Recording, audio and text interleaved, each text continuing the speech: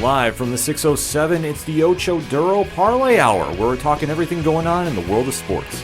Join in the conversation on social media with the hashtag ODPH, because here we go. Instead of looking deep inside, every word I have to say, keep it simple. Welcome to an all-new edition of the ODPH podcast. What's happening, everybody? My name is Ken M. Joining me in studio, as always, you know him. He's the co-host. Wait for it. His name is Padawan J. Let me talk to you. Yeah, and boy, do we have a lot to talk about in the land of sports. And we definitely want to kick that conversation off after the show as well. So, Pad, after everybody gets on here in the podcast, where do they go? ODPHpodcast.com. Right on. Swing on over to the website. You can go check out all the social media accounts. Check out the Patreon link. Shout out to all our amazing patrons. One tier, $2 a month. The TeePublic store link, the blog section, the classifieds, which has friends of the show, such as 3FN Podcast, Dragon Master Games, Nerd Initiative, and many more. The directory, which, Pat, how many providers are we on? 15,126. I don't question it. That is why he is the statistician to the stars. Also, make sure to check out the music section of the show as well, because we have to say thank you to all the great bands that let us use their music royalty-free that we get to play each and every week in and out, such as Brian Wolf and the Howlers, Shout at the Robots, Second Suitor, Floodlands, Tom Jolu, and many, many more. Basically, if it's anything and everything, it is the ODPH. You can find it at odphpodcast.com. Keep those conversations rolling. And if you're using hashtags on social media, well, why not use the hashtag ODPHpod? Kicking off this edition of the show, it's kind of crazy that we're already talking football. Yeah. The Super Bowl just ended a couple weeks ago. It's still fresh in everybody's mind. But we are already talking the next big event of the calendar year, and that is the countdown to free agency. Yes. So a lot of teams are making some moves. Some players are being designated for franchise tags. Some are not. We have the updated list, so let's go into a little speculation, shall we? Yeah, so these are the folks who have not received a franchise tag or even a transitional franchise tag. I know a couple teams use that today, Patriots included. So these folks will be unrestricted free agents once a free agency begins in the NFL, which I believe is a week from tomorrow as we currently record, March 13th. It's an extensive list, not going to lie. I'm showing Ken the list. It is rather large and in charge, so to speak. Yeah. I'm not going to go through the whole thing, but just some notable names from each position. Starting with the quarterback position, Kirk Cousins, Baker Mayfield, Russell Wilson, Gardner Minshew, Ryan Tannehill, Joe Flacco, Jameis Winston, Drew Lock, Marcus Mariota, the Maserati, Mitchell Trubisky's in there. Go back to Buffalo and back up. Carson Wentz is in there as well. The greatest quarterback in Buffalo history, Trevor Siemian, is in there as well. Nathan Peterman, the other Buffalo legend. The legend. Matt Barkley, another Buffalo legend. I'm noticing a trend here. But those are some of the notable names at quarterback that are going to be free agents. Wide receiver, Calvin Ridley, Marquise Brown, Gabe Davis, Michael Thomas, Tyler Boyd, Curtis Samuel, Odell Beckham Jr., DJ Chark, Darnell Mooney, Kendrick Bourne, Marquez Valdez-Scantling, Donovan Peoples-Jones, Chase Claypool, Julio Jones, just to name a few in the wide receiver list, because that one stretches the entire length of the page I am reading from. And oh, by the way, I should mention, this list comes to us courtesy of Mike Clay on Twitter. It's at Mike Clay NFL. He is an ESPN NFL senior writer, so I'm getting this list from his Twitter account. From the running back position, notable names in here. The deepest one, I think, in recent memory. Christ almighty. If all time. No, yeah, you're right, because like the entire NFC East is in here. Saquon Barkley, Josh Jacobs, Derrick Henry, Austin Eckler, DeAndre Swift, Tony Pollard, Devin Singletary. You've got J.K. Dobbins, Ezekiel Elliott, Zach Moss, Clyde Edwards-Helaire, Gus Edwards, Damian Harris, Kareem Hunt, Deontay Foreman, Cordell Patterson, Jerick McKinnon, Chase Edmonds, Nyheim Hines, Latavius Murray. Let's see who else is in here. We got Boston Scott, Matt Breida's in here, Melvin Gordon, Royce Freeman, Marlon Mack, just to name a few. Jonathan Ward's in there as well from Buffalo. From the fullback position, just a couple of folks. I will read this whole list because it's only 4 names. Jacob Johnson from Las Vegas, Alex Armah from Washington, Keith Smith from Atlanta, and Michael Burton from Denver. From the tight end position, also some notable names in this list. Hunter Henry, Noah Fant, Gerald Everett, Logan Thomas, Mike Gesicki. You've got Irv Smith Jr. in this list as well. Austin Hooper, Jonnu Smith, Harrison Bryant is in there. Tanner Hudson from Cincinnati's in there as well. Colby Parkinson from Seattle. Jimmy Graham from New Orleans. Mercedes Lewis. Let's see who else have we got in this list. Trevor Wesco from Tennessee. Charlie Warner from San Francisco. Pharaoh Brown was up there in New England. Sean McKeon from Dallas is in there as well. And then there's a couple of folks on the offensive side of things. For offensive tackles, Tyron Smith, Charles Leno Jr., Michael Onwenu, Trent Brown, Cameron Fleming, Josh Jones. From the guard, just a couple names here. Kevin Zettler, Graham Glasgow, Damian Lewis, Jonah Jackson, and Robert Hunt. Again, it's a long list, folks. I can't go through every name or we'll be here all night. Right. From the interior D-line, some dude named Chris Jones. From the Kansas City Chiefs. You might have heard of the guy. Leonard Williams is in there as well. Calais Campbell from Atlanta. Fletcher Cox from Philly. DJ Reader is in there as well. Daquan Jones from some team up in Buffalo. I've never heard of him. Not sure they've done anything. Shelby Harris is in there as well. Mario Edwards, Justin Jones. Let's see who else. Montravis Adams from Pittsburgh is in there as well. Edge rusher, you got Daniel Hunter, Andrew Van Ginkel, Davian Clowney, you might have heard, Chase Young, Zadarkus Smith from Cleveland, DJ Wonnum, Wonnum, Jonathan Greenard, Shaquille Barrett is in there as well, Kyle Van Noy, Derek Barnett, Bryce Huff is in there as well from the linebacking core. Some dude named Bobby Wagner. Not sure he's ever done anything. Right. Jordan Hicks is in there. Levante David is in there. Jerome Baker, Tyrell Dodson is in there. Kenneth Murray's in there. Anthony Walker. I almost said Antoine Walker. Cross the sports here. Anthony Walker is in there. Jordan Brooks. Shaquille Leonard is in there. Devin White. Chris Barnes. Mac Wilson from New England is in there. Willie Gay Jr. from Kansas City is in there, notably. Just scrolling through the list here. Akeem Davis Gaither from Cincinnati is in there. From the cornerback position, Kendall Fuller, Kenny Moore II, Steven Nelson, Stephon Gilmore. Not sure if you've ever heard of that guy. No. Darius Williams, Taviri Thomas, Miles Bryant, Michael Davis, Desmond King, Ronald Darby, Shaquille Griffin. Xavier Howard. You might have heard of that guy. Some dude named Eli Apple. Not sure he's ever done anything.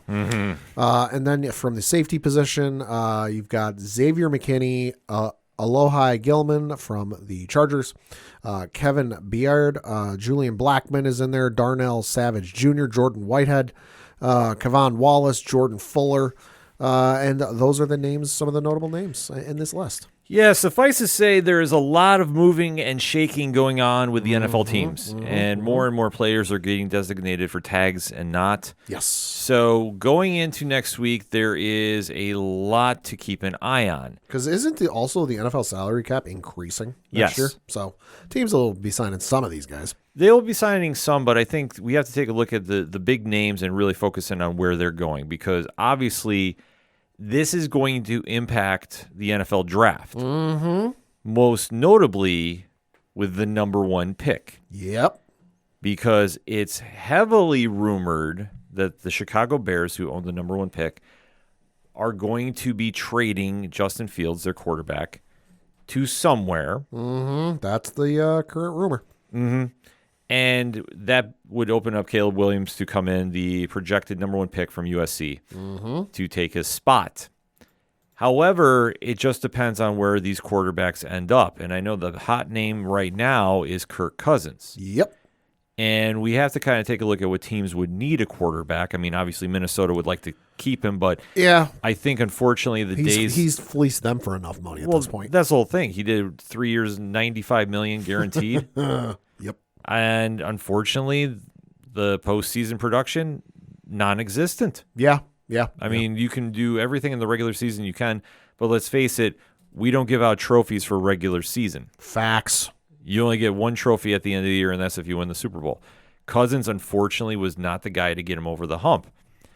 However, he still is a solid quarterback that he can go to another team and possibly bridge the gap between that and some of them they might find in the draft. So that being said, Pat, do you have any predictions about where you think he's going to wind up? Well, so I think we just got to run through the list of teams, or run through the teams that we think would need a quarterback here. AFC East, obviously the New England Patriots in the worst way possible. I know the current rumor out there with the Patriots is they want to take a quarterback in this upcoming draft, have him sit for a year or two, a la Aaron Rodgers, a la Jordan Love, a la insert recent rookie quarterback here. Learn the system behind a veteran quarterback that isn't the veteran quarterback isn't coming in as your future, isn't coming in as your next step. That is just the bridge to the next step. So obviously the Patriots, you got to figure in there. Pittsburgh's obviously one they got to look at, because their quarterback play the last couple of years since Ben Roethlisberger retired has been less than stellar. Cleveland obviously needs a quarterback, because are you going to keep Deshaun Watson around? He went down with injury. You really haven't gotten a successful return on investment with him, I would say. Through his first 2 seasons in Cleveland. The only problem there is the contract. Oh, yeah, no, That's going to be the biggest problem with that. So you got to figure out what you're doing with that, if you're going to keep him, if you're going to, sit on it, whatever else you're going to doing. The AFC South, Indy, I would say, might need one, although they've got the guy they drafted there last year, so you never know. Tennessee needs one, obviously, because, hey, Tannehill was their guy. They benched him. He's now gone from the team. He's going to be a free agent, and the guy they started last year, you never know.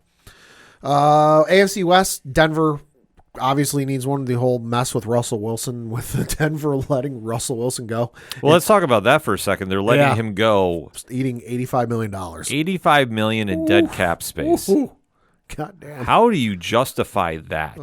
It's a bad breakup, and you got to rip the Band-Aid off. Seriously. That's all it is. Yeah, he is going to be another name that I don't know where he winds up. Yeah. To be honest with you. I mean, you think about the teams that you mentioned are looking for quarterbacks. Yep. The issue, though, is he's not going to want to be – Kirk Cousins, I can see being okay with that. Okay, I'm a transitional guy, at this point. I've made my money. It is what it is. Russell, a couple weeks ago, a week or two ago, wanted to win 2 more Super Bowls in, the next 5 years. Well, I think the problem that you have, and he's mind you, he said that when he was still with Denver, and everyone heard that and went, with what pieces? Well, that's the whole issue you have with him, and it's not a bad one per se, but let's face it, he did amazing things in Seattle. He has a winner's mentality. Oh, yeah. Now, being 35 years of age, Father Time's counting against you. Exactly, and I think. And we all have to acknowledge this as well. Pete Carroll knew something we all didn't. Because when this was announced that he was moving, we all thought it was absolutely crazy. Nuts.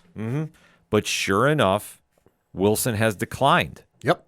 And you can say it's the people around him. You could say maybe he clashed too much with Sean Payton, allegedly.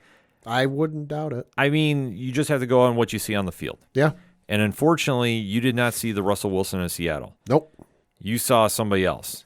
And the question now for teams, especially at Pittsburgh, Chicago. Pittsburgh, Chicago, yeah. The NFC East, the Giants. The Giants are going to be in that mix. The rest of the NFC East is fine. Dallas has got Dak. Philly's got Hurts. Washington's fine. North, Minnesota obviously needs one. If we're talking Russell, not Kirk here. Detroit and Green Bay are fine. Chicago, obviously, they're looking at taking Caleb Williams, but would they possibly want to do the traditional route, have Caleb sit for a year? Well, who knows? Atlanta, yes, they need a quarterback. New Orleans, probably. I couldn't even tell you who their quarterback would be. Tampa Bay, clearly, because, hey, their guy was Baker Mayfield, although he's going to be a free agent, so Tampa Bay needs one. NFC West, I would say Arizona, you can't rule them out because, well, Kyler Murray, you never know. Rams, depends on the situation with Stafford. And I'm not saying there's anything going on. I'm just saying with how old he is and physically, and is he holding up? It wouldn't be a bad idea to look at one of these guys to have as a backup. San Francisco, maybe as a backup. I could see it. And then Seattle, I think Seattle's pretty well set. Well, I mean, that's the question you got to look at. I mean, I think the 3 names that jumped out there is the ones we touched upon. Yeah. I mean, Kirk Cousins is one that I think he'll be the most sought after one of the bunch. Oh, by the way, I looked it up, courtesy of statmuse.com/ask. Kirk Cousins has a playoff record of 1-4. Not good. So that's why I say he would most likely wind up in Atlanta. Probably. Because who is Atlanta? What is Atlanta? Atlanta is not exactly ready for prime time just yet. No. But if he can bridge the gap with somebody, that would help. If he can actually get some solid play out of Because their there's some decent quarterbacks in the draft class this year. there's decent, but It's not stellar, and you never know how it's going to play out, as we've said before. right. But there's some potential. Potential is there, but I would say if I'm a GM looking at that class coming out, I don't really feel too confident about this. Like, there's a couple that could be good, but Yeah. the jury's still out. I mean, if you flash back in time, and if we were doing this podcast, 20 some odd years ago or whatever it was, I was saying, you know what, I think Matthew Leinert's going to be a pretty decent quarterback in the NFL, just looking at his game in college. Clearly didn't work out that way. Right. And but- that's just the way it goes. You've got some quarterbacks that are, and not just quarterbacks, but any position in the NFL. Some of those guys great in college, just whatever reason doesn't translate. Well, that's the one question you got to ask, too, when you're looking at these players coming out. And we'll talk about it a little more in depth when it comes to draft time. Yeah. But I think if you're looking at a team, you have to really kind of say, okay, are we ready to win now, or are we building for the future? Atlanta is kind of in that weird spot of we got to try something. Yeah. I think they might overpay for Cousins. The wheels are not even falling off. They've been off since the Super Bowl they lost to the Patriots. So I think he could go there. He'd be okay. Yeah. There's some decent weapons around him. So, and it's a low enough ceiling because let's face it, is anyone really expecting greatness out of the NFC South, like in the foreseeable future? I'm not. Falcons fans might be, but I can't speak for them. Right. But like you've got some decent pieces around there. You got the Kyle Pitts is there at tight end, Drake London wide receiver, Bijan Robinson. And right now their quarterbacking depth chart is, according to ESPN.com, Taylor Heinicke is listed as their starter, Desmond Ridder is their backup, and then Logan Woodside is their third string quarterback. Who? Exactly. Yeah. I mean, that's why I say Cousins, I think he'll be overpaid there, but listen, I'm not mad about him getting the money. I just think that's where he's going to wind up. End up there, a couple more pieces in the draft or free agency. I mean, they could be cooking with something. They're in a bad division, so he can. Yeah. I mean, that's the one nice You thing. can win that division at 800 or 500. Yeah, Russell Wilson. I have a feeling he's going to wind up in New York. I don't know why. with the Giants. With the Giants. Yeah, I could see it. Granted, they're going to have to eat a lot of cap space because of Daniel Jones if they sit him. Jones. Or release him. Yeah. Yeah. That's the problem you have there. Yeah. That you're, unfortunately, for whatever reason, you signed him to a big money deal when you should have locked up Saquon Barkley. And now Saquon Barkley is mark this. If we're doing locks and leaps, yeah, he's gone. Barkley is my lock. He is gone. Oh, I agree. He's not coming back. And that's going to be a situation for the Giants where I think you're going to have to retool everything. So if you want to go get a quarterback at this on the free agency, I think Russell Wilson might be the one for you. Right. Because he's playoff tested, and especially in a division where Philadelphia is still going to contend. Dallas is a contender, whether anybody wants to give him credit or not. Washington, the jury is out. Oh, my God. I just looked up the cap hit Daniel Jones has. Fuck. Yeah. So according to Spotrac.com, their tracker they have for NFL team salary caps, the number one team with the most salary cap space right now, according to the Spotrac, is the Washington Commanders with over $96 million in cap space. Lowest is your Buffalo Bills, who are actually under or over the cap by $40 million, according to Spotrac. Giants are middle of the road there. They're league average. They're right below the league average at 16. They currently have little over $41 million in cap space. The number one cap hit, because when you click on the team, it sorts it automatically by cap hit highest to lowest. Number one cap hit, Daniel Jones, $47,105,000. Yeah. Oh, It's a bad contract that they're not going to be able to get out of. I mean, they will really have to take a hit and just really take the loss there. Because unfortunately for Giants fans, the experiment's over. The Danny Dimes era is not there. right. And They never was. Well, that's the whole problem. They never built up a line and run. Ooh, they might have an out. According to the contract on Spotrac.com, there is a potential out in 2025. So they might have to sit on him for one more year and then bye. Well, they're going to have to. I mean, that's the problem. But if they want to get Russell Wilson there, which would make sense. They're going to have to do some thing is, they're going to have to do some real shenanigans in the finance department and what the Giants is going to earn its pay that day. Yeah, so they'll have a lot to work with. The big X factor coming out of the quarterback position is Baker Mayfield. Yes. Baker wound up getting himself into a new contract. Uh-huh. I think it would be advantageous for Tampa Bay to try re-signing him. It'd be smart, yeah. But I think that he could wind up going to a sleeper team like the Patriots. I would take it. Or he could go possibly to a Pittsburgh. I wouldn't doubt that move happening. Pittsburgh would be wild. It'd be insane to think my about. God. But I think that might be a closer possibility to happen. Yeah. I don't think he's going to back up anybody, but I think he'll be a plug and play right now. Yeah. And he could be somebody that bridges a gap. Yeah, I agree with that. The other one I can see going to New England is Joe Flacco.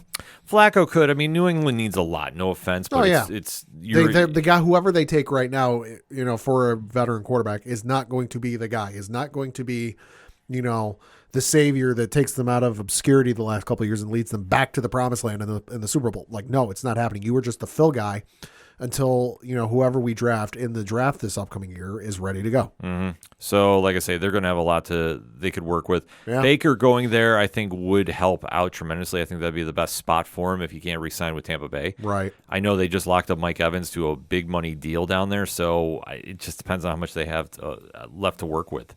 But I think that could be a solid spot for him to land with. Mm-hmm. Everybody else is kind of literally up in the air. Like, I'm not sure where anybody's going to wind up going per se. For the receiver or the quarterbacks, yeah. Quarterbacks is kind of wide open. The big one, like we alluded to, and let's just deep dive into it now, is the running back position.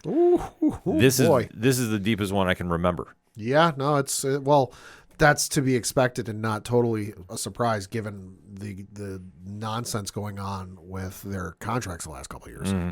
Well, that's the whole thing too. Is the running back position has gone through a transition period, whether people want to admit it or not. That it's not as key of a focal point, right, as it used to be. I mean, we don't have happy league. Well, that's the whole thing. You have a lot of running back by committees. You don't have the every down backs like you used to. Arguably, the last one in the league right now is Nick Chubb from Cleveland. Yeah. Arguably. Yeah. You can make that argument. Yeah, I mean, Derrick Henry was, but free agent. Father Time's caught up with him. Yep. I mean, let's be honest about that conversation. Yeah. Ezekiel Elliott used to be, but Father Time. Yeah, I mean, with the amount of physical damage the body takes during an NFL career, and you're talking about a good solid 8 years for when somebody gets in the league, 6 to 8. It's a real short lifespan, so to speak. The body can only handle so much. Yeah. So that's why I say I don't fault anybody for trying to go get the biggest amount of contract they can after the rookie deal. Yeah.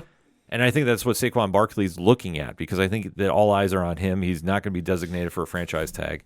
Nope. He will be an unrestricted free agent. The Giants made a big faux pas. Yeah, they did. They fucked up big time. Yeah, by signing Daniel Jones instead of him. Because didn't they also do a big money contract to one of their tackles? Mm-hmm. Yeah. Yeah, no, they did not pay him when they should have paid him. And now they're going to pay the price for it, because I fully think he is winding up lock, stock, and barrel in Houston. Ooh. Okay. I don't think he's going anywhere else. I think with C.J. Stroud and what they're building there, that's the one key. Promising. That's the one key component that they need. It's a good opportunity to win right now. Mm-hmm. And I think that that's what he wants to do. And I think that will be tremendous for them. Yeah. And I don't think it's going to hurt their cap too much to sign him, depending on what he's looking for. Houston, if memory serves from what I was just looking at, Houston's number one most cap space. Yeah. So that being said, he would be the first one off the board. I fully believe. I think that that's going to be the biggest one on day one you see. Houston, Houston is number 5. They have just over $70 million in cap space. All right, so they got $70 million over. Mm-hmm. See, they got some room to work with. Yeah. But like I say, he would be the first one off the board. Next up would be Josh Jacobs for me. Yeah. But I'm going to say right now, I think he just re-signs with the Raiders. Probably. He'll take a few calls, and I'm sure some rumors will pop out about who's giving him a call. Well, half the NFC East, I'm sure, will give him a call. Well, I'm sure he'll take the best money available. I mean, 26 years old, and I could see him ending up in Philly. He could. I could see it. He could end up on the East Coast. Yeah. I mean, I could see him with a Philly. I can't really see him with a Dallas. No. But I think Dallas hasn't really been known for their run game. Sorry, since the Emmitt Smith days. Well, that's the whole point. I think that he's going to want to go somewhere where he feels he has the best chance to win. Yeah. I think the Raiders do have a great chance to win. I mean, we talked about a shot, yeah. We talked about starting quarterbacks possibly winding up there. I mean, we have to think about what the Raiders are doing. Yeah. I think they're going to look more so in the draft than they're going to look for any free agents right now, because I fully think that Antonio Pierce knows what he has with Josh Jacobs, and I think Jacobs knows about what Pierce is bringing to that team. That's why I think he stays put. I could see it. I just don't see him doing it, and they don't want to give him the cap. Listen, he's going to entertain offers. If he can get a better one to go, sure, go ahead and do it. I just don't think it's going to be anywhere else that he can do other than maybe Philly. Yeah. Philly would make sense. Yeah. Win now mentality. Yeah, I don't think the Patriots, even though, because the Patriots just don't have enough to win now. No. Unless he's going for the money, it's not going to be worth it. I mean, if to him. Belichick were still there, I could see it. Maybe. It upped the percentage a little bit, but Belichick's not there anymore. It would up it, but I don't think it would do it that much. Yeah. The other big name for running back is Derrick Henry. $10, Baltimore. Baltimore makes the most sense for him Yeah. because unfortunately he is on the decline, Yep. being at that age of 30, Yep. and with the amount of tread on the tires. Yes. That's going against him. Yep. With Baltimore, you have a solid run game no matter where you go. And you don't have to be an every down feature back. Exactly. So I think that is the best landing spot for him. Uh-huh. I know Miami was in the mix, Oh, please no. but the problem you have there is you have a chain Yeah. who is solid but did get hurt last season. Yep. Did not exactly look the best coming back. Like he looked solid, but yeah. but yeah, he still looked fine. I mean, they had Mostert too. I don't think he's going to be coming back there. Probably not. But with that being said, I mean, it could be a running back by committee there as well. And it just depends on what they're going to get out of Derrick Henry, because we have to remember, being at that age with the amount of tread on the tires, you could have another situation like Dalvin Cook. Yep. And if I'm the Dolphins, I don't know if I want to do that per se. No. They've been making moves to get some players in there. I mean, a Josh Jacobs would help them tremendously there. I just don't know if they're going to wind up doing that because, like I said, a chain you can make a lot happen with, Right. but you just need a complementary piece. With Derrick Henry, though, I don't know if he fits that road. No, I don't think for so. him. Baltimore is much better suited for him. Yeah. So I could fully see him wind up there. And then everybody else that's in the running back class, I mean, we already went over the name. Austin Eckler is going to be another big name that's mentioned around. Yeah. I could honestly see him winding up in Philly. Yeah, I could see it. I could see that because he's more versatile on the passing game. Or maybe a feature back in San Francisco with McCaffrey. That could happen too. I mean, I think McCaffrey could use The nice 1-2 punch. Right. Maybe up in or maybe up in Detroit. Well, I mean, it just depends on who's got the money for it. Yeah. That's going to be the big factor there. Yep. But I think that you could see a lot of the running backs really get kind of the best position they can because, like, they're going to get paid, but it just depends on where the best fit is. Mm-hmm. And then lastly, I think for the wide receiver position, I never thought I would be saying that the top name to go get is Calvin Ridley at this stage. Yeah, no, I know Patriots unofficial GM, Matthew Judon, is doing his campaigning for him to come because Calvin Ridley tweeted on March the 4th, "Boys make these accounts and play GM," to which Matthew Judon said, "He know me or something? Well, anyways, come to the Patriots." So GM Judon doing his best. Well, you have to think about with him, obviously being out the year Yep. from suspension for gambling. Yep. He came back, looked very strong with Jacksonville. Oh, yeah, he did. If I'm Jacksonville, I would have locked him up. That would have made the most sense. But But then again, it's Jacksonville. right. We know who runs that team. Yep. So Hi, how you doing? We know you're listening. what's going on, guys? That being said, I mean, you're in a situation there where like Ridley can really go to a team and help out. Vegas, maybe? Vegas would make sense. Be a nice 1-2 punch there with Devontae. I'm going to say something wild. I'm going to say Buffalo. I know nobody's talking about it, but the deal there is with Stephon Diggs' contract. And I know that is tied up in literal cap space hell. So are the Buffalo Bills. Right. But if they're going to start retooling and moving some players, I could see Ridley sneaking up there if they can rework Diggs' deal. Right. And if Diggs really wants out of Buffalo, which I don't think he does, I think that's just a lot to kind of, get teams interested in maybe making some moves. Right. But I don't think he really wants out of there. But if he did, Ridley could be solid and they can go get somebody in the draft to bail out. I mean, the Bills still have Shakir up there. He could slide into the 2 position. I think he's better as a 3, but he could still slide in there. Christ almighty. Y'all got $16 million in dead cap money. Yeah. Fuck. Well, like I say, the Von Miller deal they could get rid of. That would be fine to do. Yeah. That would clear up a lot. Yeah. It'll take some working. Yeah, which I mean, Diggs ain't even your biggest cap hit. It's your quarterback. Oh yeah, with Josh, but Josh he's reworked his deal every year since they signed him to it. Right. Because he did the Patrick Mahomes thing. Oh, yeah. So he's reworked it to get people money. He's still getting paid up in Buffalo. Trust me, I'm not worried about Josh's paycheck. I don't think Bill's Mafia would make sure he's personally taken care of if need be. So I'm just saying, like with him though, he keeps reworking it every year. Diggs is a little more tougher, but they could make something happen there. And then, like I say, with Von Miller off the books, that would do something. Dawkins, I think, is fine with his contract. I know some people were mentioning that could be a cap deal, but I don't think that's that bad. Deion Dawkins currently a $16.6 million cap hit. Yeah. I mean, they're not going to release him by any means, but the Bills will have to do some work. But like I say, they could free up something. Calvin Ridley, I could see winding up there. I could think of one person you can get to make you happy to give for a little bit of money. Tyler Bass. Yeah. $4.4 million. There's Yeah, a little bit of chunk. There's a little bit of change there. It's a little bit for a kicker that's very inconsistent. I'm not talking about that playoff game. No, you're not. Just putting it out there, folks.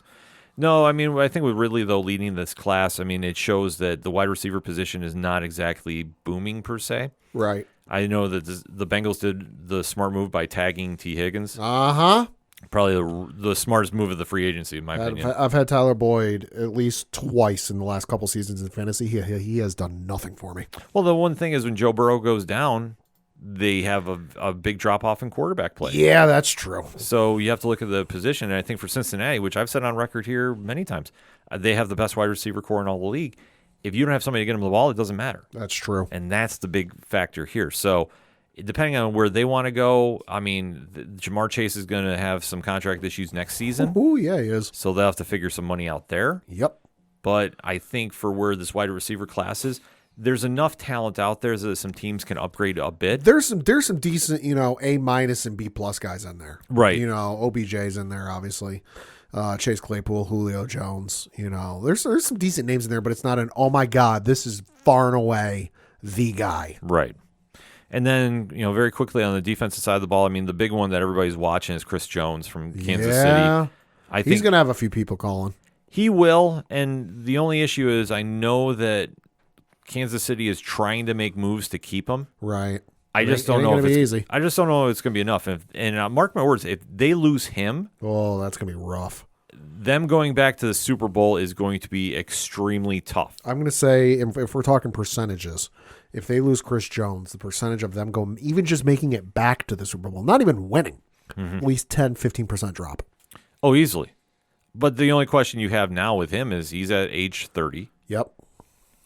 I mean, for the amount of time that he's been in, and like I say, he's a game changer. But how long can you sign him for? Long term. Right. That's going to be a situation they're going to have to really take a look at. Yeah. And then for a lot of the other defensive positions, I mean, I know that Chase Young is a free agent, but he'll have a few calls. He'll have some calls, but like probably I say, back in San Fran. I would say, well, Frisco maybe, but I could see some other teams making a run at him. I wouldn't doubt Jacksonville doing that. Yeah, I could see it. And then, I mean, everybody else. We do not like to overpay on players. Mm-hmm. I mean, 4 years, $96 million. Yeah. In my opinion. Yeah.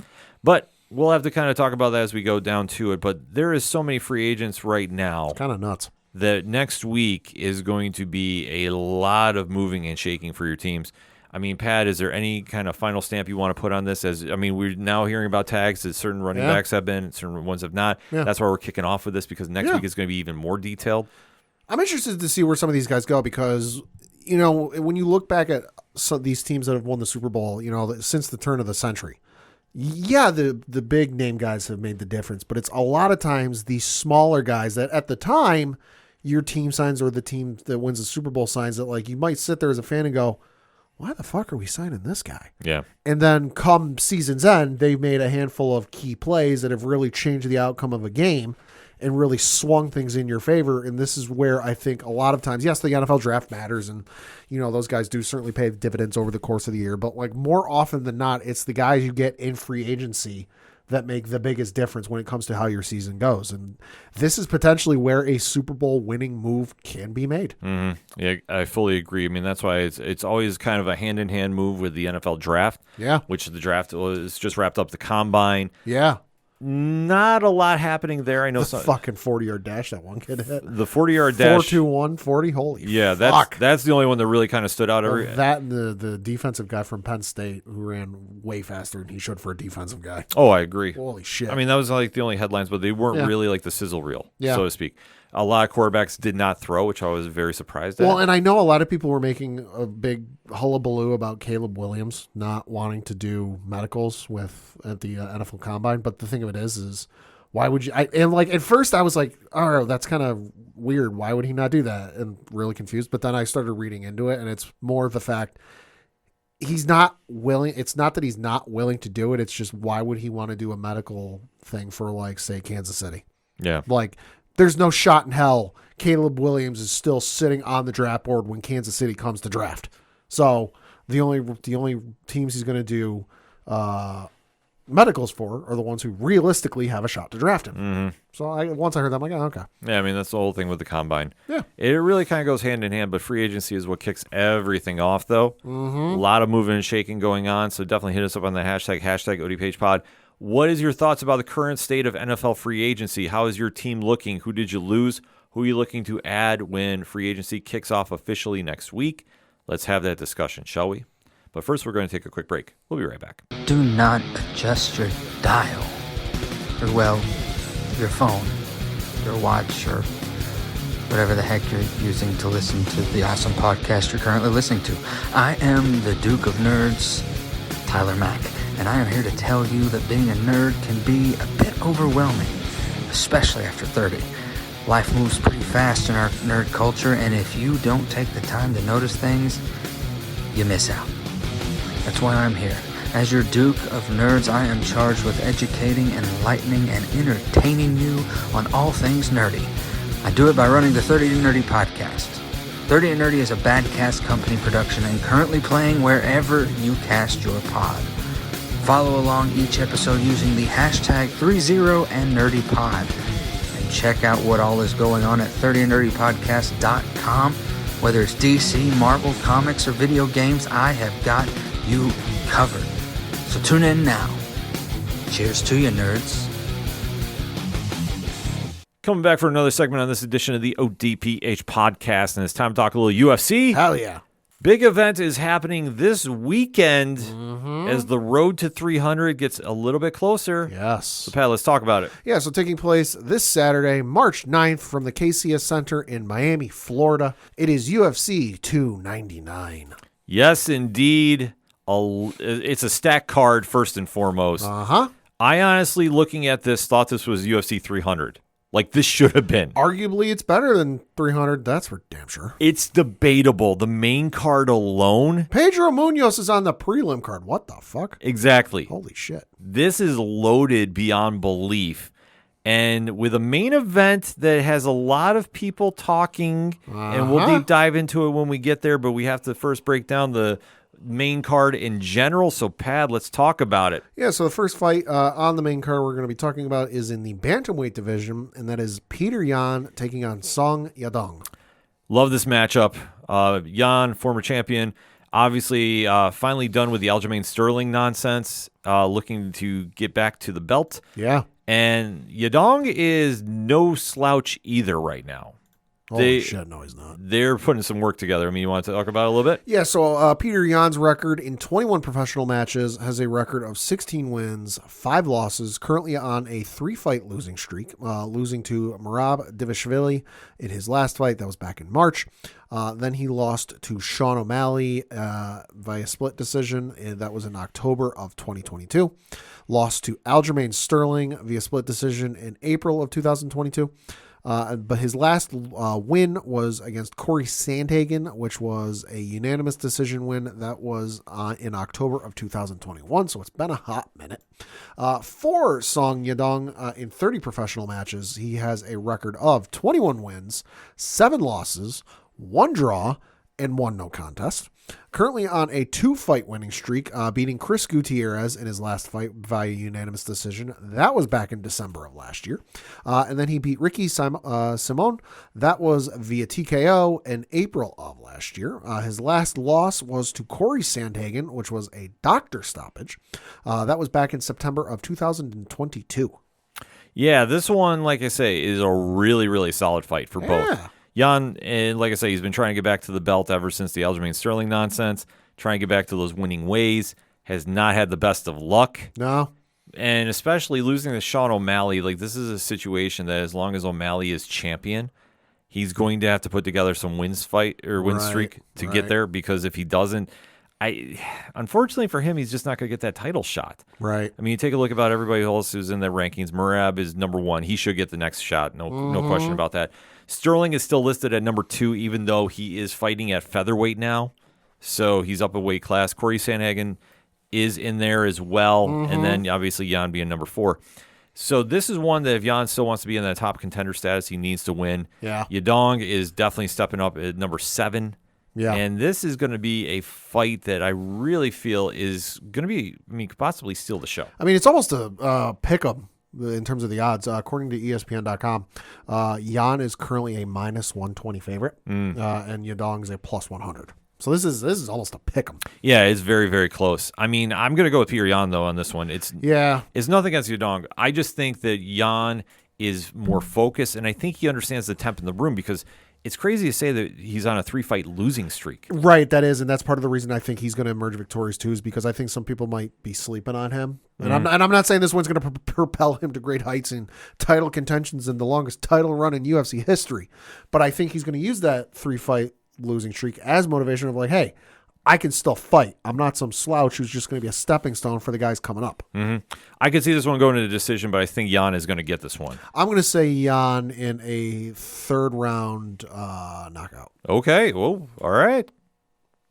We'll see. Yeah, I was going to say, we got to see about that one. That's a bold prediction, but that's what we do here at the ODPH. Next up is in the welterweight division, where you've got Gilbert Burns taking on Jack Della Maddalena. Well, this one is a very, very important fight in the welterweight division. Oh. This one is for Gilbert Burns. He really wants to get into that title contention. He really wants to make that run for Leon Edwards or whoever's going to be holding the belt by the time he gets the shot. Burns is in this weird position where a loss for him is absolutely crucial, like crushing. Yeah. He's been in these great fights. He's been passed over about getting a title shot in certain aspects, in my opinion. And for Jack Della Maddalena, this is a situation that they're very high on him. I'm looking at the record and I can see why. Break it down for us. Fuck. So we'll leave the main course here for a second. But for Gilbert Burns, in 28 professional matches, he has a record of 22 wins, 6 losses, currently on a 1-fight losing streak. He lost to Bilal Muhammad in his last fight. That was at UFC 288 in May of last year. Prior to that, was on a 2-fight winning streak, beat Jorge Masvidal via unanimous decision in April of last year, submitted Neil Magny in January of last year, lost to Khamzat Chimaev, although at this point, who the fuck hasn't? That was debatable. That was the close one, though. Beat Stephen Thompson via unanimous decision, lost to Kamaru Usman, so again, nothing really to, hold your head about. But he also beat Tyron Woodley, Damian Maia, Gunnar Nelson, just to name a few. And then you got Jack Della Maddalena. And holy fuck. 18 professional matches, 16 wins, 2 losses. The man is on a 16-fight winning streak. Yep. Lost his first professional fight, which was for a federation called Eternal MMA. That was in March of 2016. He got knocked out in the 3rd round. Then he came back for the same Eternal MMA about, then 2 months later, got submitted, lost that. He has not lost a fight since May of 2016. His fight breakdown, like the breakdown by wins, 2 by submission, 3 by decision, 11 by knockout. Yeah. God damn. Yeah, he is definitely fast-tracking for a title shot. I would say so. And for him to get a fight against Burns, mark my words, if JDM beats Burns, he's going to get a number 1 contender match. You would have to say so. Easily. I know the UFC is real high on Shavkat. He's only 11th. Right. Maddalena is. But that's how much faith they have in him against Burns. Burns is 4. Yeah. Holy shit. That's why I say this is going to be crushing if Burns loses. Yeah. Because he's going to wind up sliding down. I'm not going to say he's going to be out of top 10. He'll slide at least 3-4 spots, though. Yeah, he's going to really take a drop down. Yeah. So that's going to be the big problem here. Yeah. And then for JDM, if he gets this win, like I say, you can't deny him that number one contendership. I don't know who he would fight. I'm not even going to try speculating about that, but he'll be in that conversation. It's going to take a lot of moving parts. Yeah, like I could see him, if he beats Burns, he'll jump up to at least 4. At least. Yo, give me him versus Colby. Yeah. Well, you know what? Ian Gary gave the best post-fight speech ever about Mr. Colby Covington. Ooh. And he says he wants to retire him. And I'm on board. The speech is incredible if you haven't caught it online. So if he does, I'm a big Ian Gary fan. Yeah, I was going to say we'll all be cheering for Ian on that one. But for this fight, though, current odds, according to ESPN.com, is JDM minus 170 and Gilbert Burns is a plus 140. Closer than I thought, which is good. Yeah. Which is good because this one, honestly, I hate going against Burns. I really do. But I think if anybody has a chance to stop JDM, it's him. I'm going to say it's JDM. Dude is on a tear, and I don't know if there's anybody who can stop him. Yeah, this is going to be a real test for Burns. And it's crazy to think about. But at his age, he really needs to show why he's still an elite fighter. And I hate saying that because he is a great fighter. But this is one of those situations that, unfortunately, he's locked in this division. And if he still wants to stay relevant in that title talk, he needs this win worse. I am going to say this is going to go to decision. This will be a real test for JDM. Yeah, I'm going to agree with you there. I'm going to say split. Ooh. I don't think this is going to be one-sided. Like this will not be unanimous by any stretch of the imagination. I think it'll be unanimous, but it'll be a close unanimous. Okay. It's not going to be an ass whooping, 30-26, unanimous. I think it's going to be like a 30-28. Yeah. Well, could happen. Next up is in the welterweight division, and it's Kevin Holland taking on Michael Page. The big signee of the UFC in recent memory is finally here. Michael Venom Page. Making his debut at the UFC. Yes, which I know he has a soft spot in Pad's heart because of the Pokemon stuff that he does. MVP is no joke. If you've never seen him fight, skilled striker, is really going to put the pressure on Holland, and you're in for a real treat with him. Kevin Holland, what can you say about him that he doesn't already say himself? He is a fighter that literally will fight anybody. I believe he has the nickname of Big Mouth from Dana White because he talks a lot during his matches, like a lot. Yeah. But I will say this: he goes in there and he'll scrap with everybody. So he's somebody that this is a perfect opponent. Yeah. It's a good measuring stick. Yeah. This is a great one for MVP. I still will say this: as much as I'm a fan of Kevin Holland, the personality. Okay. This is MVP. Yeah. I think that he's going to go in there, and I think MVP knows he needs to put on a show a little bit. Oh, I think so, yeah, with as much hype as he's coming in there with. Yeah, I mean, and I think the only thing that Kevin Holland could have in his favor if he makes this into a grappling match. Ooh. His wrestling is not spectacular, in my opinion. Yeah. But it's better than MVP's. So looking at the records for Kevin Holland, 36 professional matches, 25 wins, 10 losses, 1 no contest. Currently on a 1-fight losing streak. He lost to JDM, Jack Della Maddalena, via split decision back in September of last year. Prior to that, was on a 2-fight winning streak. Defeated Michael Chiesa with a Darce choke submission. That's still wild to me. In July of last year. And then he beat Santiago Ponzinibbio with a knockout in April of last year. Lost to Stephen Thompson with a corner stoppage prior to that. Lost to Hamzat Chimaev with a Darce choke prior to that. And then for one, Michael Venom Page in 23 professional matches, 21 wins, 2 losses. Currently on a 1-fight winning streak. He beat Godi Yamuchi with a leg kick TKO. That was a Bellator 292 in March of last year. Prior to that, he was on a 1-fight losing streak. He lost to Logan Storley via split decision in May of 2022. Prior to that, was on a 6-fight winning streak. So hell of a record there. No, I'm going to agree with you. Listen, it's nothing against fucking Kevin Holland. Kevin Holland is a good fighter. I got a lot of respect for the guy. It's MVP all day. Yeah, I think it just, unfortunately, he's going to be the stepping wrong stone place, here. the wrong time. Yeah, because I think for Holland, I mean, Holland could pull off an upset. Which sure. It's possible. I'm not saying this is going to be, an absolute, different class level here. Sure. This is just one that if he gets into a standing match with MVP, it's done. He needs to take this to the ground and just grind this out. If he doesn't do that within the first 2 minutes, it's already done. Right. Just my call on that. And then in the co-main event of the evening, it is a lightweight division matchup with Dustin Poirier taking on Benoit Saint Denis. This is wild to me. I'm sorry, this is wild.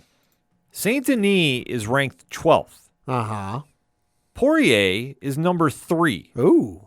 So that's farther than the 11-4 we got earlier. Yeah. I mean, what can you say about Dustin Poirier? Uh-huh. Superstar in the sport right now. Yeah. Never has been in a bad fight to my knowledge. Not that I can think of. He's always willing to fight. He's built to that Cerrone anytime, any place, anywhere mentality. Beat Conor McGregor twice in a row. Yes, he did. Embarrassingly. Hi, Coach. Yep. And in this kind of situation, he's a fighter much like Gilbert Burns. Yeah. He's in a weird spot Yeah. because he's nearing the end of the fight career for him. Currently 35 years old, just turned 35 back in January. Right. But when you talk about the battles he's been in. Yeah, that's true. Fights dating all the way back to his, holy fucking shit. Yeah.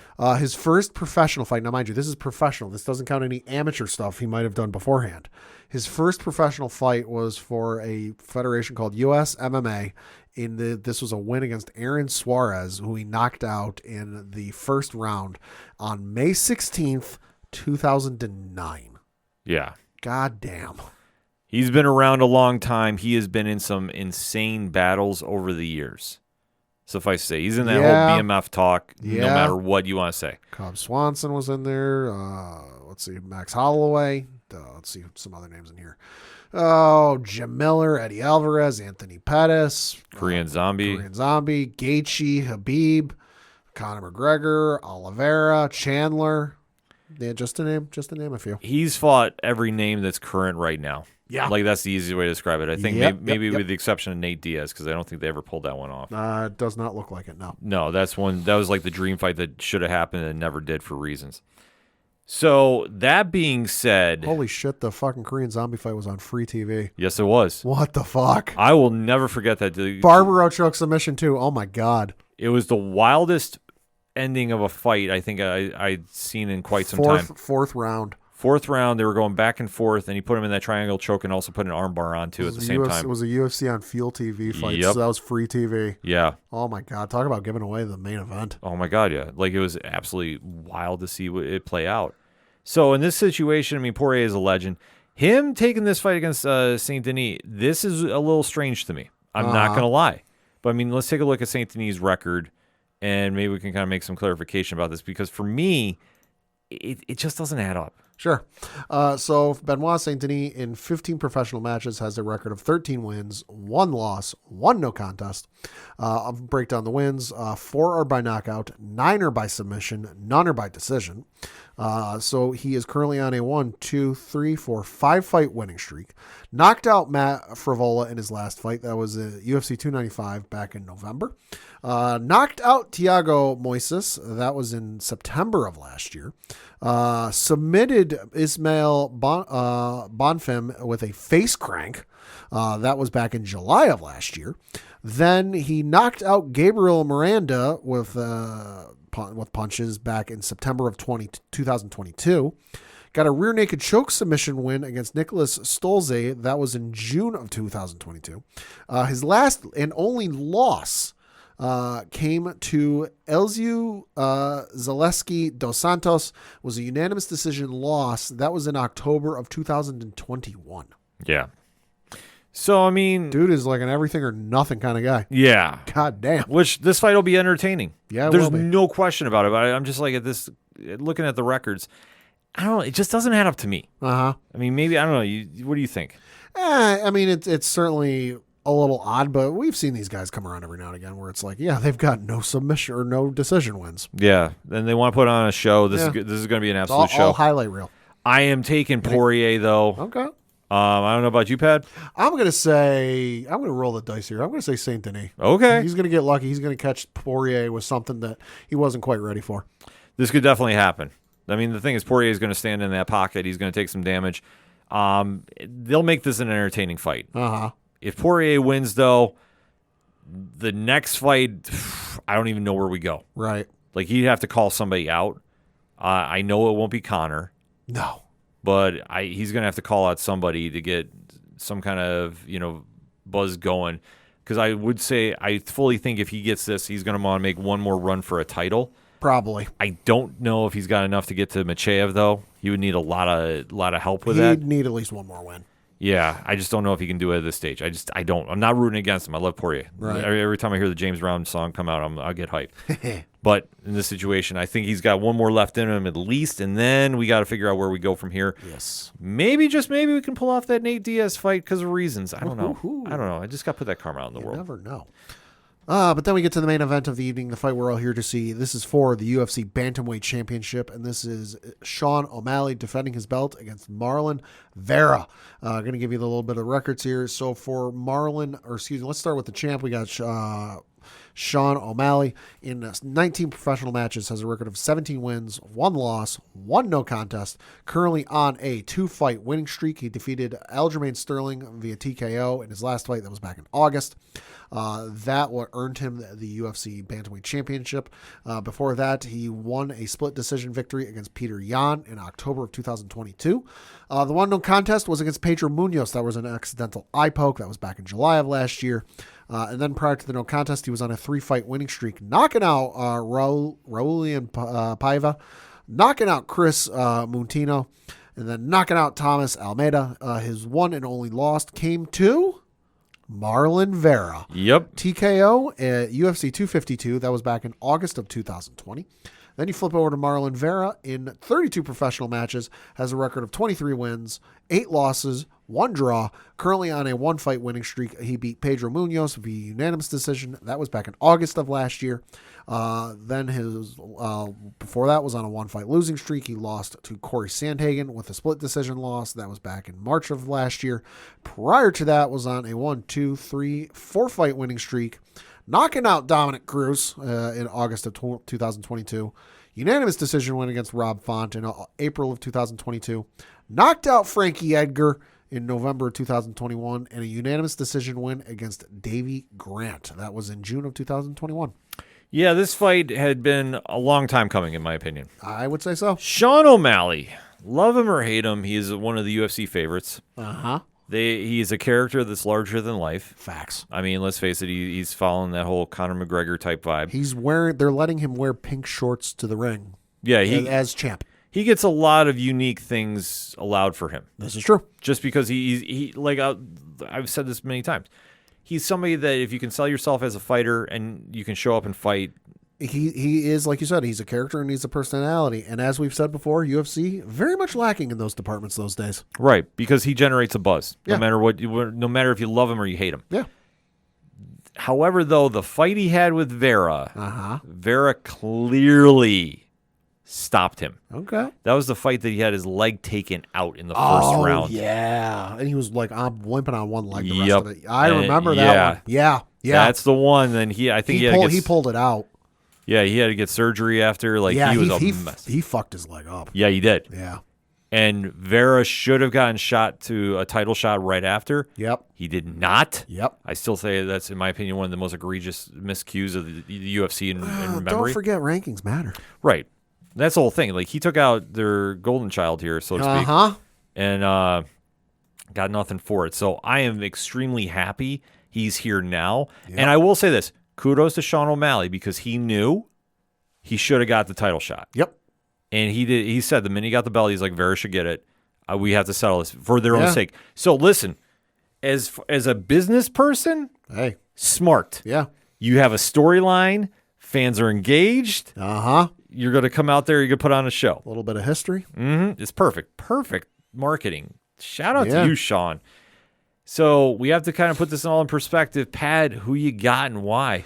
So according to ESPN.com, currently Sean O'Malley is the favorite. He is a minus 280. Marlon Vera is a plus 230. No disrespect to Sean O'Malley, because otherwise he'd whoop my ass. But I'm going to say Marlon Vera. I think the dude is motivated. I think the dude is feeling a little passed on, a little slept on, overlooked, if you will. And he wants to prove the world, like, hey, you should have given me my shot 4 years ago. Mm-hmm. You're going to regret not giving it to me now. And he's going to beat him. Whew, I tell you what, I'm hoping Vera pulls this off. Okay. I really do. Listen, I think that he's just a guy that's been overlooked so much. He knows how to beat O'Malley. Unless Sean can check a leg kick, Which, Christ, I hope he's learned in the last 4 years. I hope he has too.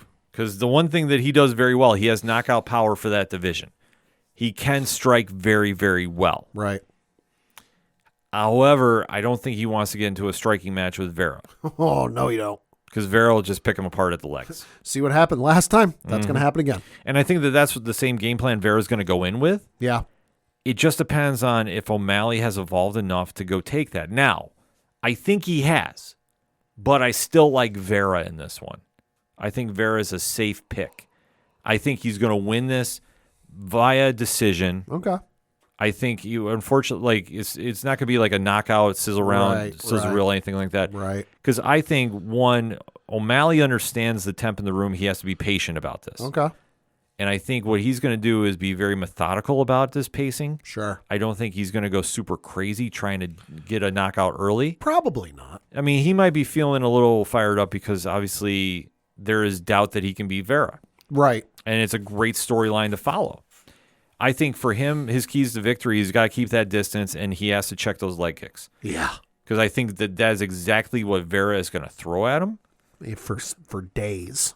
And I think the problem that O'Malley's going to have to do is he's going to have to stick and move a lot. Yeah. I don't know how his wrestling is these days.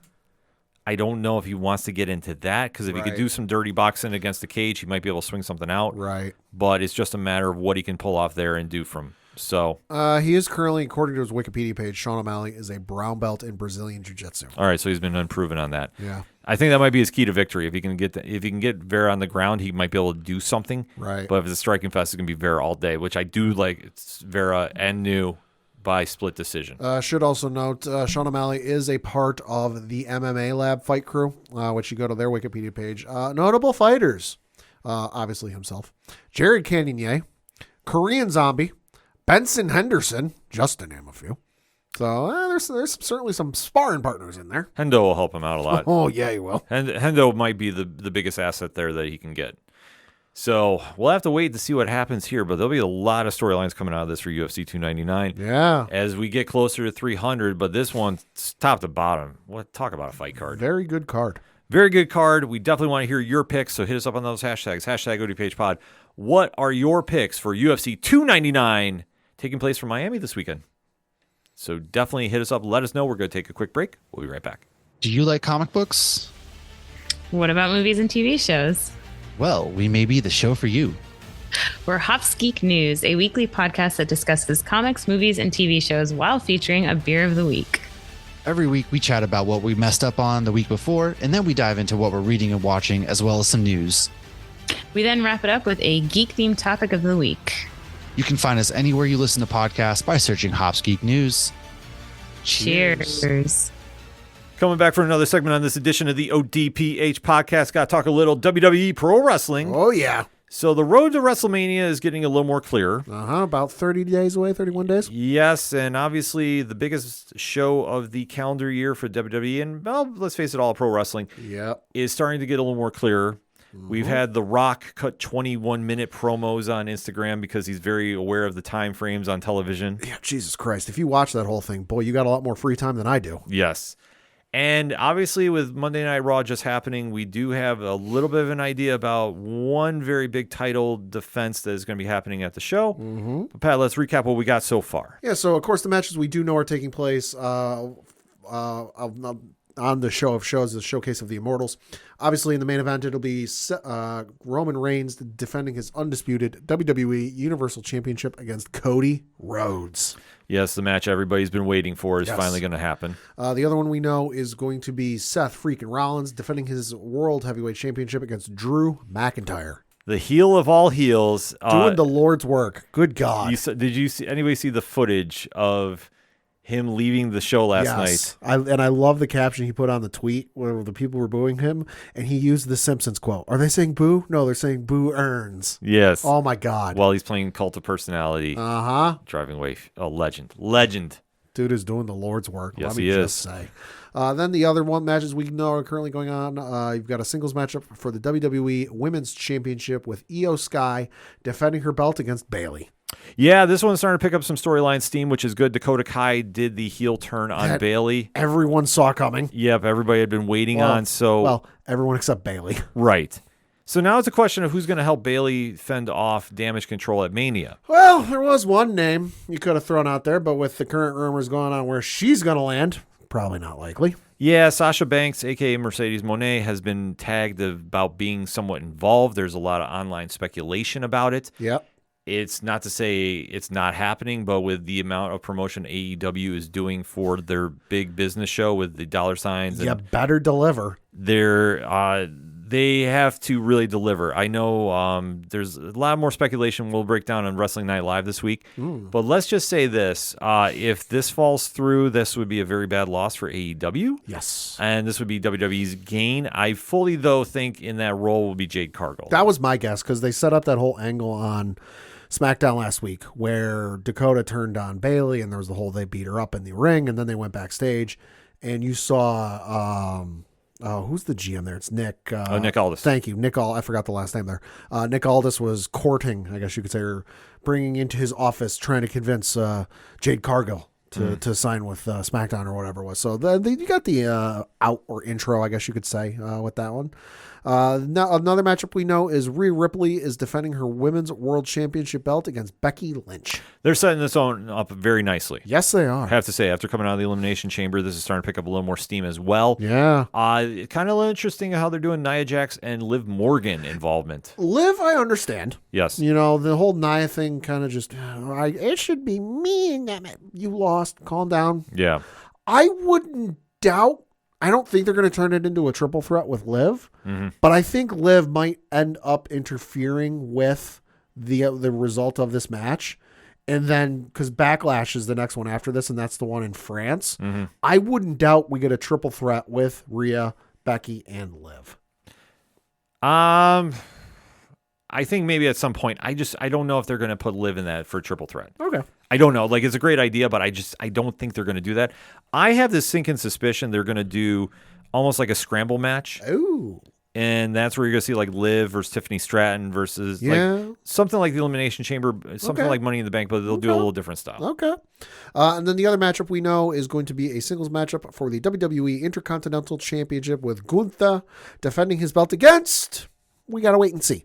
It was announced on Monday Night Raw that there will be a gauntlet match on the March 11th episode of Monday Night Raw, with the participants being Bronson Reed, Chad Gable, J.D. McDonough, Ricochet, Sami Zayn, and Shinsuke Nakamura. Mark the tape now. Chad Gable is winning that. That would make the most sense, but then it also kind of begs the question, why is Sami Zayn in there if not him? To throw everything off. Ah, okay. Because Sammy would make a lot of sense business-wise. Right. And Sammy is the ultimate underdog. Gunther is such a dominant champion. Yes. But the fact they circled back to Gable and they did that promo segment. Uh-huh. And this year is all about finishing the stories. True. I'm sorry. I will be shocked if it's not Chad Gable. Right. Which would be a WrestleMania moment unlike any other. Sami Zayn, see, he's kind of in this interesting situation in my opinion. Okay. He is in that Kevin Owens. He is in that Baron Corbin type of plug and play. Yeah. Like, they had their WrestleMania moment last year. Yeah. And it's not to say they're not worthy of having another one this year. They absolutely are. Need to have one every year, though. Right. And if the storyline is, Sammy is the underdog and he's not getting that chance, I think in this situation, it would make a lot of sense for him to just come up short again. Sure. And then you could set up something later. But I think Chad Gable getting this one-on-one would be huge. Nobody would see it coming, but the storyline is there. And I think it would be wonderful if they did this. The only other thing, which I'm throwing this out there, but I don't think this is going to happen, is if they just said we're going to have a 7-way. Oh, I have heard rumors of a ladder match. Yep, throw a ladder in there and let them go to town. Historically, ladder match with the Intercontinental Championship at WrestleMania, historically good. Yes, and if they have everybody involved that they do for the gauntlet match, makes perfect sense to me. I'm all right with it. So I'll have to wait to see about that. But yeah, those are the matches we know right now. Any speculations on what we might see for some of the other ones? I know the tag belts aren't up there for men's or women's. Well, the tag belts, I think, are all going to be Awesome Truth versus Judgment Day. Well, I could see it. Yeah. I think that's going to free, because they're going to wind up getting the belts, Awesome Truth is. Yeah. And that will free up Damian Priest to do the cash-in Okay. that night. I fully think that's going to happen. Okay. As far as the U.S. title on SmackDown, I know everybody thinks it's Logan Paul versus Randy Orton. I'm still sticking to my guns about this one. Okay. I fully think that Logan Paul faces L.A. Knight Yeah. beforehand and drops it on SmackDown. Could be. And then it'd be AJ versus Knight at Mania, which is fine. Yeah. And then Logan versus Randy, and you let him go from there. Yeah. I could fully see that happening as well. The women's tag team titles, I'm not sure who's going to exactly defend there. I'm going to say probably a triple threat between Kabuki Warriors and then I'm trying to think of the other, Zoe Stark and Well, they're getting their match next week. right. But I'm saying the Kabuki Warrior. I'm going to say it's going to be a triple threat because there's going to be some sort of shenanigans involved that turns it into a triple threat. I would love to see it actually be a fatal four-way with the champions, and then you take one team from Raw, one team from SmackDown, one team from NXT, and go from there. I think that would be fun. I think that would make a lot of sense. That'd be a good feature for the folks down in NXT. Yeah, I think because NXT is going to get somebody. Like I say, Braun Breaker is going to get a big profile match too. Yeah. I don't know against who. Could be. I think if they wanted to do, if they really want to go for something crazy, what they should do is just do the ladder matches for the mid-card titles. Yeah. One on night one on night two. Yeah. And let everybody go crazy. Call up Ilya Dragunov for a night. Braun Breaker versus Ilya Dragunov. Oh. My only wish is if they do the Andre the Giant Memorial Battle Royal at Mania this year and not on the SmackDown before, I hope Joe Gacy gets involved in the Battle Royal because he's from that area. I'd love to see it. I'd love to see Gacy get on to Mania in Philly because he's, like I said, from that area. Mm-hmm. Yeah, there's a lot of different ways they can go about this. But Yeah. for 2 nights of WrestleMania, they're setting it up nicely. We got our first announcement of who's going to be in the Hall of Fame class. Paul Heyman. Absolutely well-deserved. Well earned. Yeah, we were talking about this on when we were watching AEW Right. for the Revolution pay-per-view off air, the Nerd Initiative Wrestling team. And we were talking about who was going to get in, and I was like, yeah, like, Paul Heyman makes a lot of sense. Yeah. Because I honestly thought he was in already, Yeah, but I did not realize he wasn't. But rumor has it he's been offered several times and turned them down at each turn. yeah, because it was something about him being still active. Right. But I think for him being in Philly, plus this is Triple H's show Yep. that he's doing, Who do you think does the introduction speech? that's a great question. There's several candidates. Kayla Braxton threw her name in. I'd love to see that personally. I could see it being Stone Cold Steve Austin. Okay. I I was thinking maybe Tommy Dreamer. Dreamer would make sense. In fact, I don't doubt Dreamer getting put in Yeah. because I think that they have a great. They're work- going to go Philly heavy with this with Hall of Fame, I think. Yeah, I mean, but you know, it makes perfect sense to do it. You're gonna see a lot of ECW guys get Yeah. in. Yeah. I've heard Haku's name has been mentioned. Yes, Haku would be amazing. Yes, I think he would be. I know Tom Craven, who's in the background here, is definitely marking out about that as we were recording. All Philly. Yes. So, I mean, they have so many different directions to go, but that's the nice thing right now is we're going to start seeing the pieces get put together. Yeah. As we get to Mania, I think the pacing has been fine for it. Yeah. I know there's having Rock, Roman, Cody, and Seth on SmackDown this week. Yep. So I fully imagine they're going to load that up. That's why I say don't doubt Logan Paul versus LA Knight on the show. I just want LA Knight to be featured in the Backlash pay-per-view so I can hear the fans in France go, LA Knight, we. It's going to happen. I need that to happen. There's no question about that. But WWE had a solid week, but we definitely have to give some flowers out to AEW. Absolutely. As much as I don't like their programming, I got to give them credit for this. Yes. AEW Revolution was probably their best pay-per-view they've done. Okay. But more importantly, it was the final match for Sting. Yes. And I will say this, and if you're a longtime listener to the ODPH, you know Pat is not a fan of AEW. Nope. However, though, you got to give the Devils their due for this one. I do. Absolutely. No, I feel they handled everything was still because while I didn't watch the pay-per-view, I did see the little vignette they filmed with Sting at the movie theater. It reminded me of Clerks 3, though. Oh, okay. That was the scariest thing Okay. for me. I was like, oh, my God. So I did love the vignette they filmed with kind of like the retrospective in photos, and then that leading to the entrance, which, hey, fun fact, the lookalike Stings from his early days and then the NWO Red days, those were his sons, which is an awesome fact about that whole entrance. But no, and then just finding out that like he went over and he won in his final match, which makes all the sense in the world. Beautifully handled by AEW.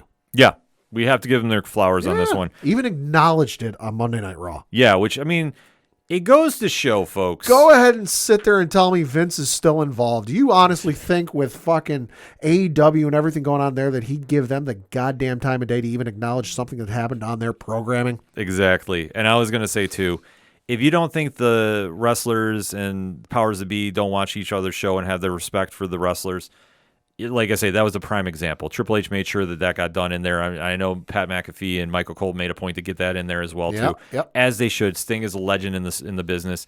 The match itself was absolutely insane. I know some people freaked out online because panes of glass, which Rich actually called on Darby Wrestling Night only Live. needed 14 stitches, though. It was an insane bump. But the thing about it is, this is how Sting wanted to go out. They wanted some kind of really insane match to do it. They did it. The only thing that was not AEW's fault, but they ran out of time during the pay-per-view feed, but they posted him right online, the post-farewell speech. Oh, okay. That was the only thing that was a hiccup, but it is what it is. That's the trouble with live TV. Yeah, but I fully say they handled it perfectly. Yeah. It's a great send-off for Sting. I'm sure he'll be an ambassador to the company. He'll do something. Much like how AEW or WWE has Legends deals. Yeah. I fully think Sting's going to have one with them. Could be even like a trainer, backstage type person. I could see him doing backstage a little bit because he was really having fun doing it. Yeah. But I think it's going to be more of a Legends deal type deal that they do. But Yeah. listen, we want to make sure we give them their flowers about this one. So Tony Khan and Powers to Be, because we do know you guys listen to us. Hi. Uh-huh. Nice job with that. Yeah. That being said, hit us up on that hashtag ODPH pod. Let's talk some pro wrestling. What are you feeling about WrestleMania? How's it shaping up for you? Is your matches fitting your appetite for pro wrestling that weekend? Because it's going to be a long weekend for any wrestling fan to go check out the shows. And what do you think about Sting's last match with AEW?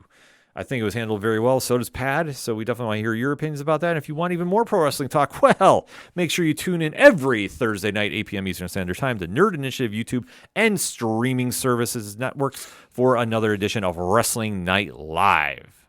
That being said, we're going to take a quick break. We'll be right back.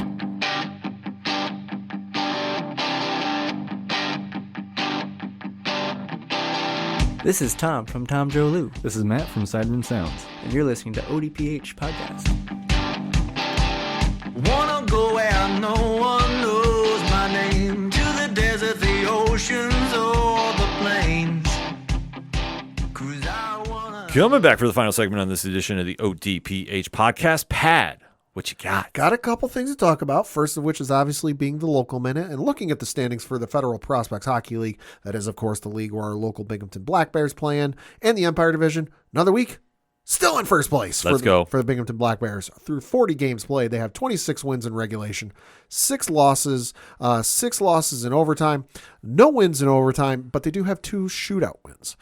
In first place with 88 points, they are ahead of Motor City in second place with 73 points. Danbury's in third place with 67 points. Elmira's in fourth place with 49 points, and Watertown is in fifth place with 42 points. Looking at the schedule from this past week, they had just the one game. It took place on Friday, March 1st. They were on the road playing the Elmira River Sharks, and they lost by the final score of 6-3. Looking ahead to the games they have this upcoming week, they got a couple of games this weekend. Both of them are on the road. First is Friday, March 8th at 7:05 p.m. Eastern. They are taking on the Elmira River Sharks. Then Saturday, March 9th, 7 o'clock Eastern, they are on the road taking on the Danbury Hat Tricks. But fear not, folks, you don't have long to wait, because Friday, March 15th, they do return home for a 3-game series. They're home all next weekend, playing the Mississippi Seawolves for 2 of those games, and then they're playing Elmira for the 3rd game. But for more tickets, information, all that good stuff, you can go to binghamtonblackbears.com. Then we got to talk a little bit of college basketball, women's college basketball, in fact. Yes. Because we got to give our flowers and give our due and give our congratulations to Iowa's own Caitlin Clark, who became the all-time leading scorer in NCAA history, men's and women's, passing Pistol Pete Maravich for the all-time record. Pistol Pete Maravich scored 3,667 points in his 3 seasons at LSU from 1967 to 1970. Caitlin Clark passing that mark, which, hey, kudos to her. It's it's impressive as all hell. Amazing feat to accomplish. So congratulations out to her. Yeah, so definitely we'll see what happens next. Obviously, they've got the tournament coming up, so we'll see how far she goes in the women's basketball tournament. But then she's expected to go to the WNBA in the upcoming WNBA draft. So we'll see where she goes from there. Easy number 1 first pick. Oh, absolutely. Like the biggest no-brainer. You know what I do if I'm the team with the number 1 pick, though? Let it run the full time limit. Yeah. Just to make people really sweat it out. Then we got to talk some baseball because, hey, we are in the middle of spring training. Yes, we are. Major League Baseball season does kick off here at the end of the month here, so we're about a little over 3 weeks away. A couple of notes from the stuff going on in spring training camp. For the Boston Red Sox, a little bit of a hit today because it is being reported by Jeff Passan of ESPN that their right-handed pitcher, Lucas Giolito, might miss the season with an elbow injury because according to Jeff Passan, quote, initial imaging showed damage in the right elbow of Boston Red Sox starter Lucas Giolito that could cause him to miss the 2024 season, league sources told ESPN. He was expected to be the opening day starter this year. He's got a partially torn ulnar collateral ligament, so the UCL, and he's also got a flexor strain that might need surgery. And anytime you start talking UCL and flexor or anything to do with the pitching arm on a pitcher, probably done for the year. Yeah.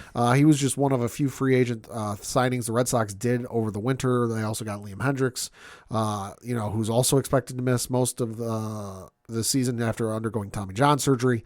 So definitely a hit for the Boston Red Sox, who are already looking not that great going into this season. Yeah, very crucial blow to their season. Yeah, also a crucial blow potentially for their season for the St. Louis Cardinals because their ace, Sonny Gray, could miss opening day because he's got a hamstring strain. He got during his latest spring training outing. He'd been slated to start against the LA Dodgers on March 28th. Gray said, quote, if it's in the cards for me to still do that, then obviously I'm going to do everything in my power to make that happen. Close quote. President of Baseball Operations, John Mozeliak said, quote, we've had some encouraging news that it's a mild strain, not going to put any return to play date on it. It's been less than 24 hours. We're going to see how he responds over the next few days, but from the MRI reading, we're definitely encouraged. Fingers crossed this isn't something that's going to linger too long, close quote. So if you're the St. Louis Cardinals, definitely going to be sweating that one out because strains when you're a pitcher are never anything to screw with. Speaking of injuries and stuff, and hopefully nothing too serious, hopeful speedy recovery to Ronald Acuna Jr. He is expected to be ready for opening day with the Atlanta Braves after he had a more thorough examination of his right knee. They didn't find any serious issues. Acuna did say, quote, I don't know when I'll play again, but I feel like I can play today. I can play every day, but I've got a boss. When they tell me you can play, I'll play, close quote. I mean, listen, he came off a stellar season last year. He was the first player in baseball history to hit 40 home runs and steal 70 bases, and he was a unanimous choice for MVP after he hit 337 and 41 home runs, 106 runs batted in. So dude's crucial to that offense, so hopefully he is going to be ready and good to go for the season because he is electric. Yes. Then we got to talk a little bit of the Houston Asterisks because Justin Verlander is going to be opening the season on the injured list. He's got right shoulder inflammation during the offseason. But hey, listen, the dude is 41 years old, so that's, I think, to be expected at this point. You're throwing that hard. And then lastly, certainly not leastly, in the most absurd baseball news of the week, and that's quite saying something, the Philadelphia Phillies extended pitcher Zach Wheeler to a 3-year, $126 million contract extension. He's 33. He turns 34 here at the end of May. So when the baseball season is in the midst of things, he's going to be 34. But yeah, $42 million a year for a pitcher. Good for you, man. God damn. Pretty sure he's a Boris guy. Yes. So that makes all the sense in the world. Yes, it would. Speaking of Boris guys, Blake Snell, still not signed. Yeah, I don't think that's going to be changing anytime soon. Also, if you've seen the latest renderings of the Las Vegas A's new stadium, go back to the drawing board, folks. That sucks. Yeah, not exactly the creme de la creme at first stages, so we say. No. So we just got to put that. Two quick football notes before we head on out here. Very sad news came down via Sunday morning when we heard about the passing of Chris Mortensen. Yes. Longtime reporter for ESPN. Legendary. Covering football. Just class act, top to bottom. Passed away at the age of 72. I know he was battling throat cancer for 6 or 7 years. Yeah, for quite some time. Stage 4. Yeah. So devastating loss. Yeah. I mean, you've seen him over the course of the time. Like, always would come in with news, always Yep. just, Yep. integrity, and especially, too, like, he was breaking news about Peyton Manning all the time, Yeah. too. Like, they had a very special bond. So it was absolutely gut-wrenching to hear about his passing on Sunday morning. If you haven't seen the tribute video with Adam Schefter narrating it, I know it's on the ESPN YouTube page. Definitely give that a watch. It's a couple minutes, but it's a very touching tribute. Absolutely. So on behalf of our entire team here, our deepest condolences go out to his family, friends, and fans all over the world. Like I say, I've grown up watching Chris on ESPN for coverage for the NFL for years, and seeing that news, man, it absolutely rocked me on Not the Sunday. same. No, definitely not. And there was also a retirement that we definitely have to mention too. Yes. From the Philadelphia Eagles, Jason Kelce. Jason Kelce has announced an end to his career 13 years in. Tom Craven now has ran in the studio about this. Nobody likes us and we don't give a fuck. Yes. Jason Kelce was truly the embodiment of Philadelphia sports. Dude was a professional's professional. Yes. So, like I say, he's charismatic as all can be, wearing the Mummers suit after they won the Super Bowl in the parade. As much as that Super Bowl pains me, I do enjoy the video of that. Yes. He absolutely embraced Philly. Philly embraced him. His speech for his retirement might be one of the greatest retirement speeches I think I've ever heard. Yeah. Just like say, not a dry eye in the house for that. And just, he will be featured somewhere on television. I'm not even saying commentary. He could be like, I can see him doing like the game show route. Yeah.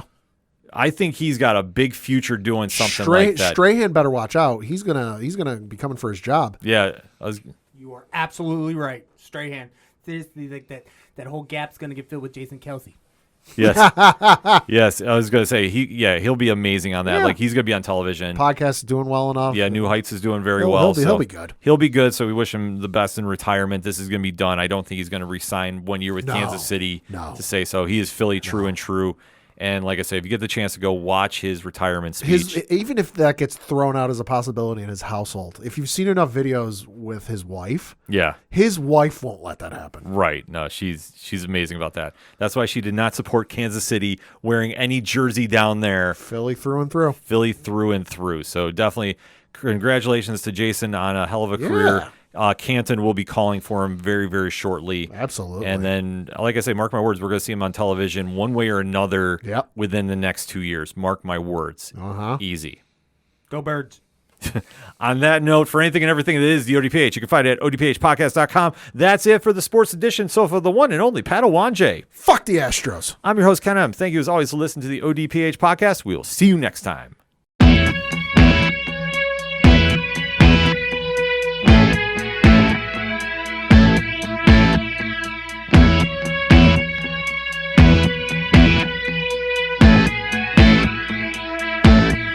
It's such waste of time swiping left and swiping right on people you could know.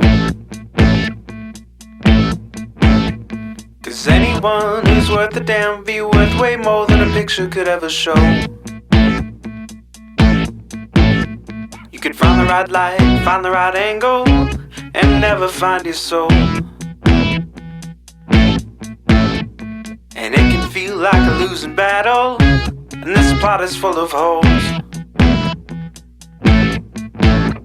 This modern way of finding love just makes me feel so alone.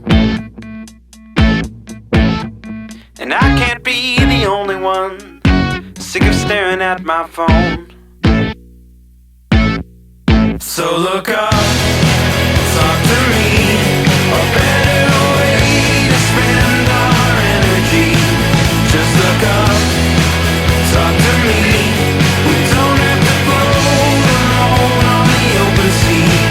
Don't know that I believe in the old time fable. Everyone has just one true love. All I know is you're across this table, and you're all I'm thinking of. So look up, talk to me, a better way to spend our energy. Just look up, talk to me. We don't have to float alone on the open sea. Ooh, ooh, ooh, ooh.